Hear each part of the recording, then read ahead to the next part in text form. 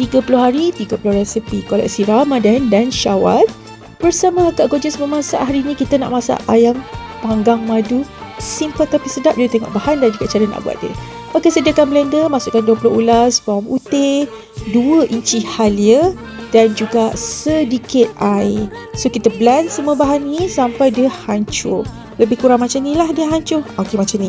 Alright, kita tepikan. Kita ambil bekas lain, sediakan bekas. Mesti masukkan ayam yang kita dah bersihkan. Lebih kurang 1 ekor ayam bersaiz sedang macam ni. Masukkan bahan kisar kita. Okey, masukkan je semua ni, senang sangat nak buat ni. Lepas tu 2 sudu besar cili kisar. Masukkan juga 3 sudu besar sos cili. Lepas tu masukkan 3 sudu besar sos tiram. Senang kan? Senang sangat ni. Masuk-masuk je semua. Lepas tu 1 sudu besar kicap pekat. Dan jangan lupa bahan utama dia adalah madu. 3 sudu besar madu. So jenama apa korang nak pakai madu ni? Terpulang. Okey, lepas tu masukkan pula 1 sudu besar margarin ataupun butter dan juga 1 sudu besar bahan perasa. Okey, gaul semua sampai sebati. Sediakan dulu lampu bakar. Dalam masa yang sama, korang panaskan oven korang kepada suhu 200 darjah Celsius untuk masa 50 minit.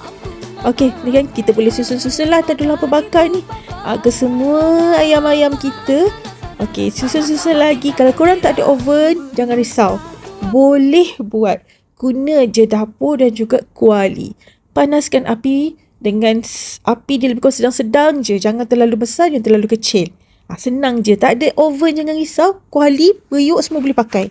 Okey? Alright, tak payah isi apa-apalah kalau pakai kuali tu. Okey, ratakan tu margarin. Kita letak sikit lah atas ayam supaya rasa dia meresap kepada ayam.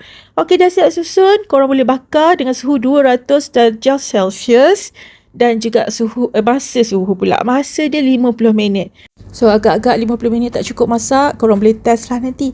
Tambah lagi masa masak. Okey, ayam dah siap. Hidangkan. Bolehlah cuba nanti. Jangan lupa cuba tau. Bye.